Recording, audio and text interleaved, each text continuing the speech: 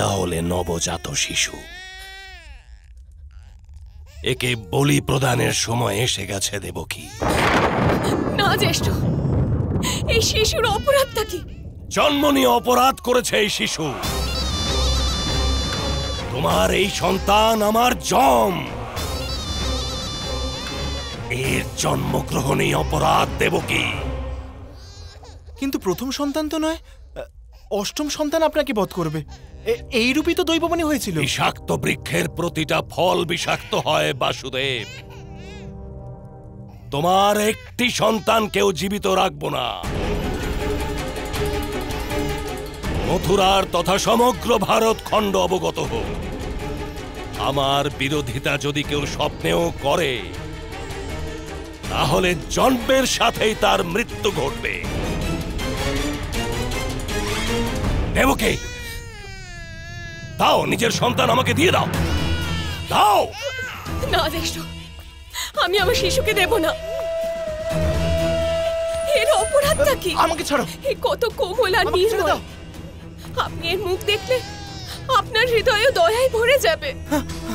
দেখুন আগে একে জ্যেষ্ঠ, এর মুখ দেখুন। মূর্খ দেবকী, সিংহ শাবকও বিড়ালের ন্যায় দুর্বল অসহায় হয়ে থাকে, কিন্তু যখন বড় হয় তখন সমগ্র বনের প্রভু হয়ে যায়। এই কারণে আমি তোমার কোনো সন্তানকে জীবিত রাখবো না। দাও নিজের সন্তান, আমাকে দাও, দাও। না জ্যেষ্ঠ, না কংস।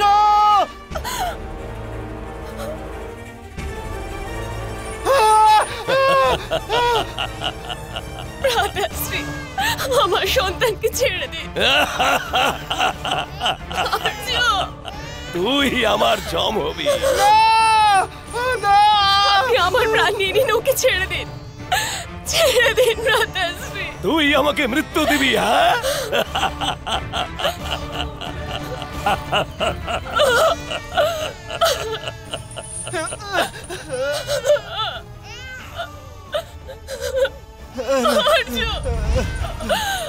হ্যাঁ কংস, যদি তুমি একে হত্যা করো তবে স্মরণ রেখো, আমরা ৭ জন শিশুর বলিদান দিয়ে দেব।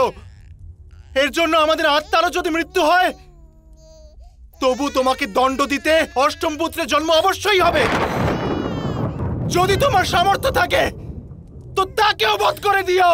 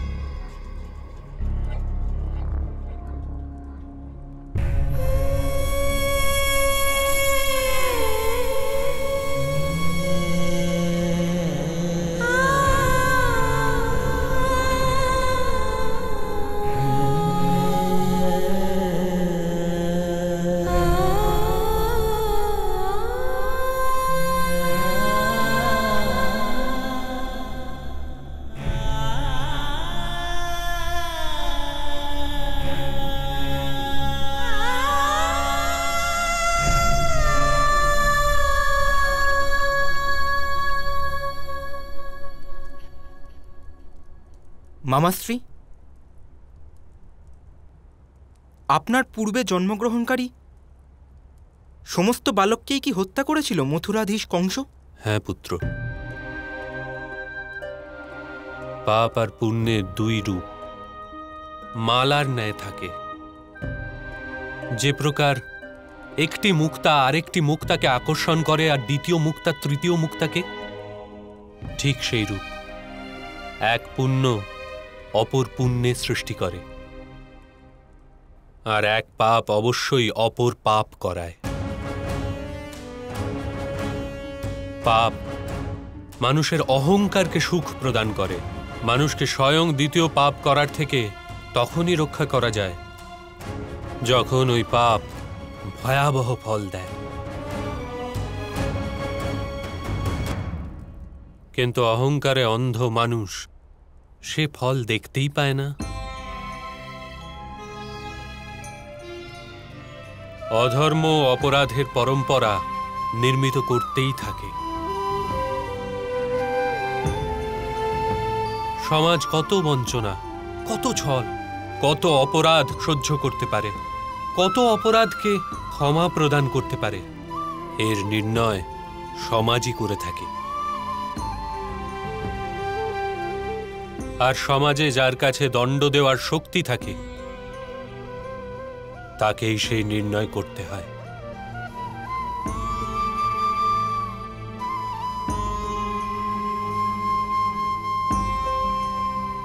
কিন্তু মামাশ্রী, মাতামহী দেবকী আর মাতামহ বাসুদেব এত বড় বলিদান কি প্রকারে দিলেন?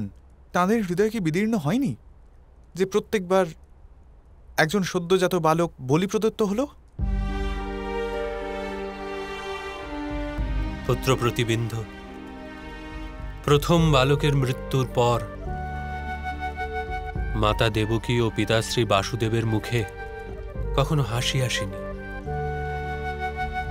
বাস্তবে এই বালকদের বলি প্রদান করা হয়নি পুত্র। অধর্মের বিরুদ্ধে এই যুদ্ধে ওরা বীরগতি প্রাপ্ত হয়েছিল। বলিদান তো আমার মাতা আর পিতার সুখের হয়েছিল। কিন্তু এত বড় বলিদান কেন মামাশ্রী? পুত্র সুতকর্ম, ধর্মের স্থাপনা করার প্রয়াসকারীর বলিদানের মর্যাদা কিরূপে হয় জানো তুমি? পাপীদের পাপের মর্যাদাই তাদের বলিদানের মর্যাদা। অর্থাৎ যতদিন পাপী ও পাপ সম্পূর্ণ বিনষ্ট না হয় ততদিন ধর্মপ্রিয় মানুষদের বলিদান কি প্রকারে পূর্ণ হতে পারে? সঠিক বলছি তো সখী?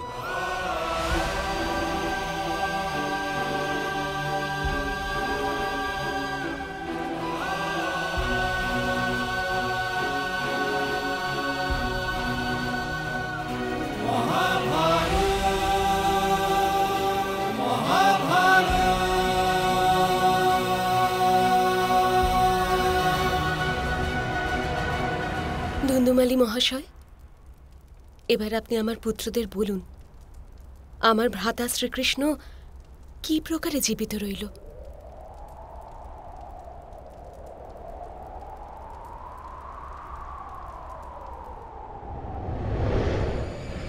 এই প্রকারে পাষণ্ড কংস দেবকী ও বাসুদেবের সমস্ত সন্তানকে হত্যা করে দিল। এবার অষ্টম গর্ভের সময় হলো।